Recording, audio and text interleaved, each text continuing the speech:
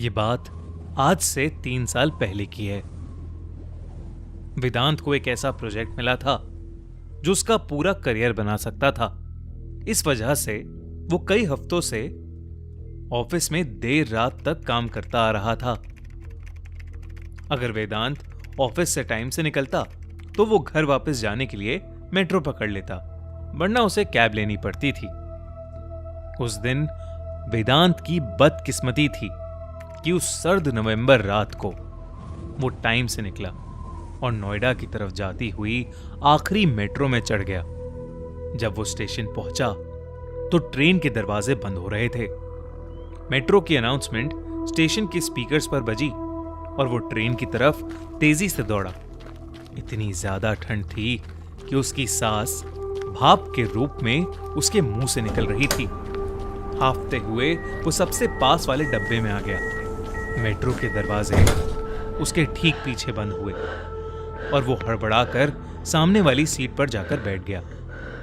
वेदांत की सांस अब भी फूल रही थी कि मेट्रो एक हल्के झटके से चल पड़ी। मेट्रो ने धीरे धीरे रफ्तार पकड़ी और वेदांत ने नोटिस किया कि वहां सिर्फ वही था। पूरी ट्रेन में उसके अलावा और कोई पैसेंजर नहीं था। वेदांत ये देखकर थोड़ा घबरा गया। पता नहीं क्यों, पर वेदांत की दिल की धड़कनें उस खाली ट्रेन को देखकर तेज होने लगी थीं। मेट्रो की एक और अनाउंसमेंट आई। अगला स्टेशन आ चुका था। ट्रेन के दरवाजे खुले और एक ठंडी हवा का झोंका डब्बे में घुस आया। वेदांत कपकपा उठा। ठंड की वजह से नहीं, बल्कि जो वेदांत ने बाहर देखा उसकी वजह से। पूरा स्टेशन खाली था, एक आदमी के सिवाय। वो सामने एक लोहे की बेंच पर बैठा हुआ था। वो अधेड़ उम्र का था और उसने जीन्स और एक जैकेट पहनी हुई थी। उसकी पीठ इतनी सीधी थी कि ऐसा लग रहा था कि उसकी रीढ़ की हड्डी की जगह कोई लोहे का सरिया हो। आंखें फाड़कर वो आदमी अपने सामने कहीं दूर देख रहा था, जैसे किसी ने उसको चौंका दिया हो। उसकी बड़ी बड़ी आंखें ही बहुत थीं वेदांत को डराने के लिए, पर जो देखकर वेदांत की रूह कांप उठी वो थी उसकी मुस्कुराहट।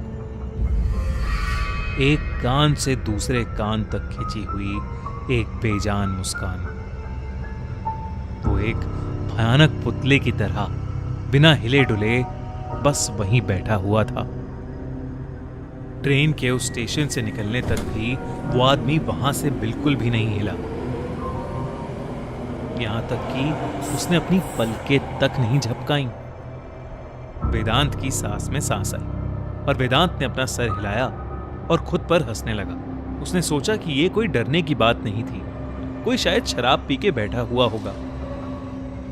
वेदांत ये सोच ही रहा था कि मेट्रो का अगला स्टेशन आ गया।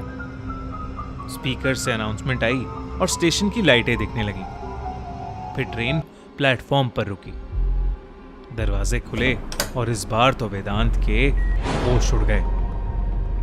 वो बूढ़ा आदमी वेदांत के ठीक सामने फिर से उसी बेंच पर बैठा हुआ था। वही मुस्कान, वही बड़ी बड़ी आंखें लिए।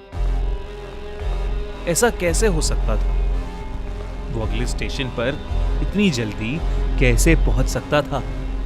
स्पीकर से फिर एक अनाउंसमेंट हुई, पर वेदांत का उस पर कोई ध्यान नहीं था, क्योंकि उसी वक्त उस आदमी की आंखें हैं और वेदांत की आंखों से मिली। वेदांत का दिल उसकी छाती पर हथौड़े की तरह बजने लगा। ट्रेन के दरवाजे बंद होते होते लगभग एक अरसा बीत गया। जैसे ही दरवाजे बंद हुए, वेदांत इंजन की तरफ जाने लगा। उसने सोचा कि अगर ट्रेन में कोई और पैसेंजर नहीं है तो कम से कम वो ड्राइवर के पास तो पहुंच ही सकता था। पर उसकी किस्मत खराब थी। उसके वहां तक पहुंचने से पहले ही ट्रेन अपने अगले स्टेशन पर पहुंच गई थी। दरवाजे खुलने लगे। इस बार वो आदमी बेंच पर बैठा नहीं था, बल्कि बेंच के किनारे खड़ा हुआ था। वो अब भी वेदांत को घूर रहा था। एक बार फिर मेट्रो की अनाउंसमेंट आई और दरवाजे बंद होने लगे। इस बार वेदांत अगले स्टेशन से पहले ड्राइवर के कंपार्टमेंट तक पहुंच गया और लोहे की उस दीवार पर जोर से अपने हाथ मारने लगा। वेदांत यही उम्मीद कर रहा था कि काश ड्राइवर उसकी आवाज सुन ले, लेकिन सामने से कोई जवाब नहीं आया। इतने में फिर अगला स्टेशन आ गया। दरवाजे खुले। उस प्लेटफॉर्म की लाइटें धीमी थीं। पूरी दिल्ली कोहरे से ढकी हुई थी। इस बार वो आदमी वेदांत को कहीं नहीं दिखा, लेकिन फिर अचानक वो अंधेरे में रोशनी की तरफ आया और वेदांत की नजर उस पर गई। वेदांत अब काफी ज्यादा डर चुका था। उसे समझ नहीं आ रहा था कि उसके साथ ये क्या हो रहा है।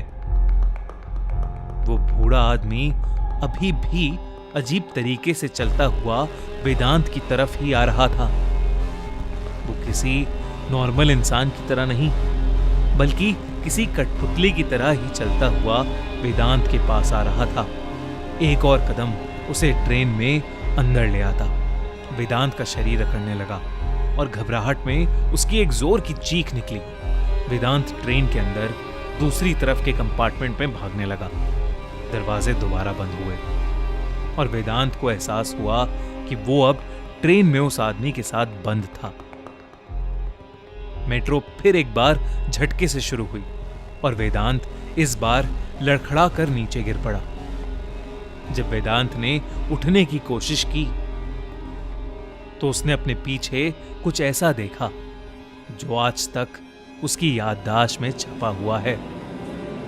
ट्रेन जोरों से हिल रही थी। वो आदमी वेदांत की तरफ अजीबोगरीब तरीके से चलते हुए आ रहा था और जहां वेदांत गिरा था उस कंपार्टमेंट की सारी लाइट्स फ्लिकर कर रही थीं। वेदांत को ऐसा लगने लगा कि उसके साथ कुछ बहुत बुरा होने वाला है। वो एक छोटे बच्चे की तरह फूट फूट कर रोना चाहता था, पर किसी तरह उसने हिम्मत जुटाई और उठ खड़े होकर दोबारा दौड़ना शुरू किया। वो ये सोच रहा था कि अगर वो ट्रेन के एंड तक पहुंचा तो फिर उसके आगे क्या? क्या वो डरावना आदमी उसे पकड़ लेगा और फिर क्या वो उसे मार डालेगा? वेदांत भागते भागते आखिरी डब्बे में पहुंचा। उसने अपने साइड में देखा कि अगला स्टेशन भी आ चुका था। वेदांत ने पीछे मुड़कर देखा तो वो आदमी अब वेदांत के बेहद पास था। उस डब्बे की भी लाइट्स जल बुझ करना शुरू हो गईं। ट्रेन धीरे हुई, लेकिन मेट्रो के दरवाजे अभी भी खुले नहीं थे। वो आदमी अब वेदांत के चेहरे के पास आ गया था। वेदांत ने ट्रेन के शीशे को पीटना शुरू कर दिया। उस आदमी ने वेदांत का चेहरा पकड़ लिया और एक बार फिर से वो भयानक मुस्कान उसके चेहरे पर वापस आ गई। ये सब अपने साथ होता देख वेदांत सुन्न पड़ गया।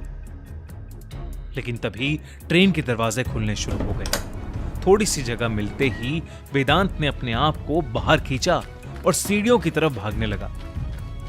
उसने मुड़कर अपने पीछे भी नहीं देखा, बस भागता रहा। झाड़ू लगा रहे मेट्रो के एक कर्मचारी और 2 पुलिस वालों के लिए भी नहीं रुका।